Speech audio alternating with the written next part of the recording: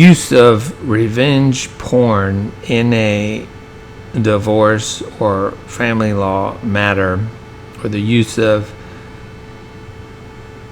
naked pictures, home video that are of a private matter, the sexual activities of the lovers, the parties to the family law matter, is something that as I started in practice in 2001, there's really no laws about that, and there was argued for years the right to free speech, and many times it would be the girlfriends who allowed their boyfriends to record them, and then you had a lot of spouses starting to do that as the age of the internet is now upon us. And in my generation as a teenager, there were beepers, and cell phones, mobile phones came in the 90s, and they didn't have cameras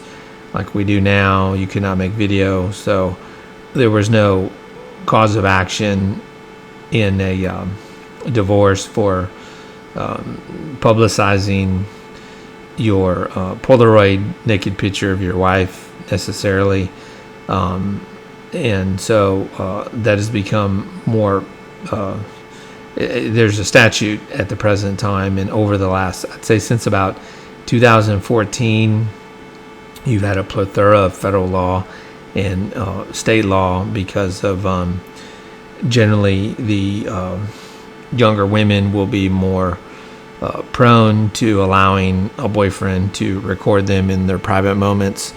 And then as you enter the workforce, a lot of people frown upon you having been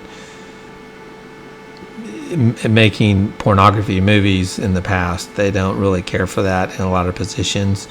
And then if you've done something privately for fun with your lover or your husband, and then they publicize it, and then it can cause you some people would be nervous and anxious about it. Other people would not. So it depends on the individual. But the in the family law matter, the publication and distribution of intimate photos of the other party is considered a form of harassment, intimidation, or to gain a perceived leverage in the proceeding. So depending on the circumstances, a civil claim for injunctive relief, actual damages, including mental anguish damages, court costs, and attorney's fees, may be warranted, and that is under Chapter 98B of the Texas Civil Practice and Remedies Code. And the statute at 98B provides some definitions and the causes of action. So in this chapter, under the definition, intimate parts promote sexual conduct and visual material have the meaning as assigned under the Penal Code 2116. Intimate visual material means visual material that depicts a person with the person's intimate parts exposed or engaged in sexual conduct. The liability for unlawful disclosure or promotion of certain intimate visual material. A defendant is liable, as provided by this subchapter, to a person depicted in intimate visual material for damages arising from the disclosure of the material if the defendant discloses intimate visual material without the effective consent of the depicted person. The intimate visual material was obtained by the defendant or created under circumstances in which the depicted person had a reasonable expectation that the material would remain private. The disclosure of the intimate visual material causes harm to the depicted person, and the disclosure of the intimate visual material reveals the identity of the depicted person in any matter, including through any accompanying or subsequent information or material related to the intimate visual material, or information or material provided by a third party in response to the disclosure of the intimate visual material.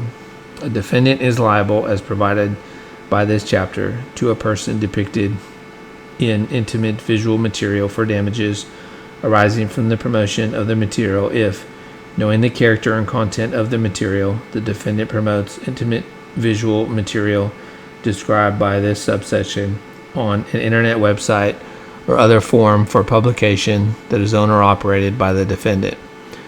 Damages: a claimant who prevails in a suit under this chapter shall be awarded actual damages, including damages for mental anguish, court costs, reasonable attorney's fees. In addition to award, the claimant who prevails in a suit may also recover exemplary damages. For injunctive relief, a court in which a suit is brought under this chapter on the motion of a party may issue a temporary restraining order or temporary or permanent injunction to restrain and prevent the disclosure or promotion of intimate visual material with respect to the person depicted in the material.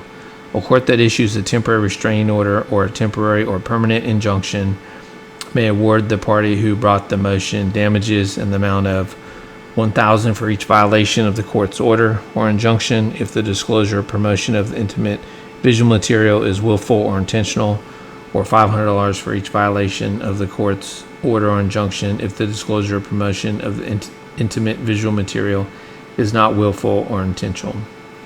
The cause of action is necessarily cumulative with other actions you may bring. So in the divorce context, this would be brought inside a divorce claim. You can privately sue your ex for something like this, but as I do not practice in the civil courts, that would be not something that I would be able to take up with you, or this is not meant to discuss a private civil case. This is a cumulative cause of action in a divorce that we would bring inside a divorce proceeding. The jurisdiction: a court has personal jurisdiction over a defendant in a suit under this chapter if the defendant resides in the state, the claimant who is depicted in the intimate visual material resides in this state, the intimate visual material is stored on a server that is located in this state, or the intimate visual material is available for view in this state. The Texas statute for revenge pornography, as detailed, is under Chapter 93B of the Texas Civil Practice and Remedies Code. If you would require further reading as a citation, my name is Michael Busby. I am a Houston, Texas family law and divorce attorney. Thank you for watching.